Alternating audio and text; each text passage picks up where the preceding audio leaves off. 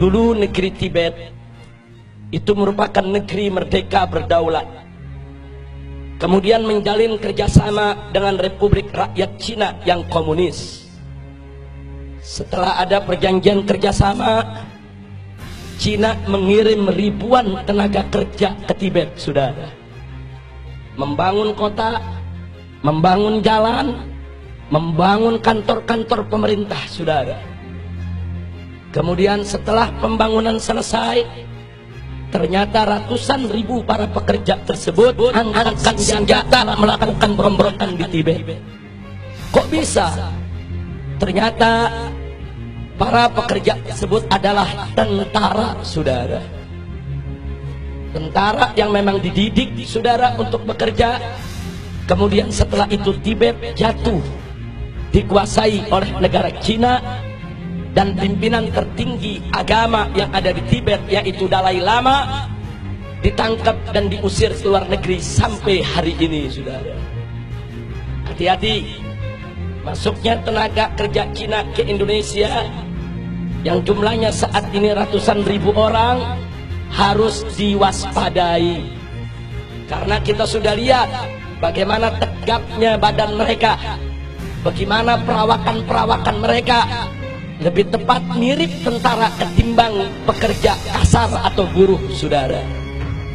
Yang kedua, saudara, di tengah Afrika ada satu negeri bernama Angola, dibantu habis-habisan oleh Republik Rakyat Cina, saudara. Setelah diikat dengan utang yang begitu besar, kemudian Cina mulai mengatur Angola. Anda tahu minggu ini apa yang terjadi? Parlemen Angola mengajukan undang-undang untuk ditandatangani oleh presiden yang isinya Islam tidak boleh ada di Angola, dan seluruh masjid harus ditutup. Alasannya karena berlawanan dan bertentangan dengan adat istiadat Angola, saudara. Ya, hari ini Islam dilarang di Angola, saudara. Bagaimana dahsyatnya pengaruh Cina komunis sampai di Afrika, saudara, dipengaruhi sedemikian rupa. Yang ketiga, ada satu lagi negara di Afrika bernama Zimbabwe, saudara. Juga diberikan utang besar-besaran oleh Cina, saudara. Setelah utangnya, saudara, membengkak, Zimbabwe tidak mampu untuk bayar utang, saudara. Lalu apa ditawarkan oleh Cina komunis? Dibebaskan dari utang, tidak perlu bayar utang. Tapi mulai saat itu Zimbabwe harus meninggalkan mata uangnya dan belanja sehari-hari dengan mata uang Cina, yaitu yuan, saudara. Saat ini di Zimbabwe, jual beli, sewa menyewa, transaksi, semuanya menggunakan mata uang yuan milik Cina komunis, saudara.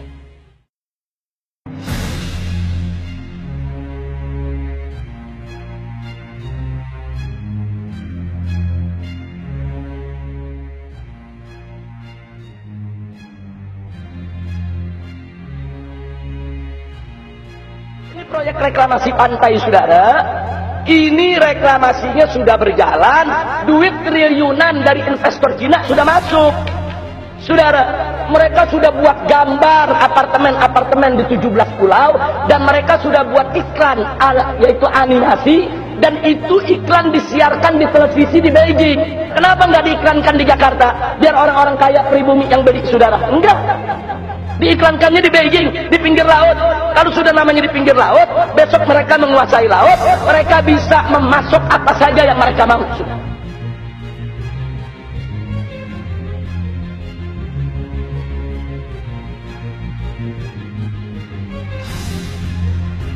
Catat baik-baik, seperti tadi saya katakan, mereka memberikan dana, perusahaannya harus perusahaan dari Cina, materialnya material dari Cina, tenaganya tenaga dari Cina.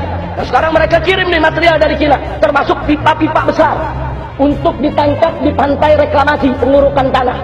Begitu dibawa itu pipa-pipa besar sampai di Tanjung Priok, isinya narkoba. Fakta, saudara. Ini bukan konon katanya, berapa ton narkoba yang dimasukkan ke Indonesia, saudara.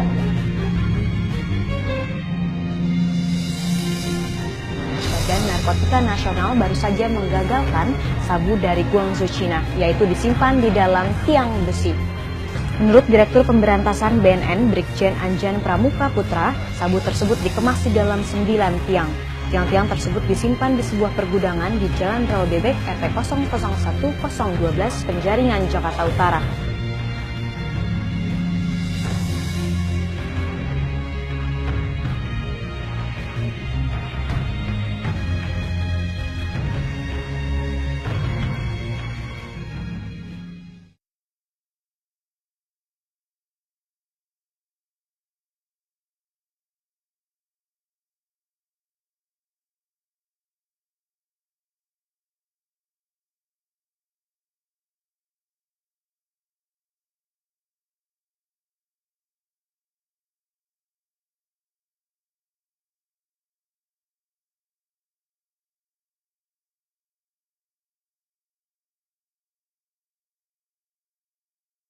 150 narkotika jenis sabu-sabu ini diamankan dari tangan 3 warga negara asal Cina.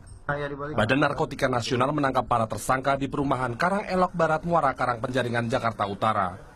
Narkotika senilai 300 miliar rupiah itu diselundupkan tersangka dari Cina ke Jakarta dengan modus mengemasnya dalam kotak mainan dan makanan anak-anak.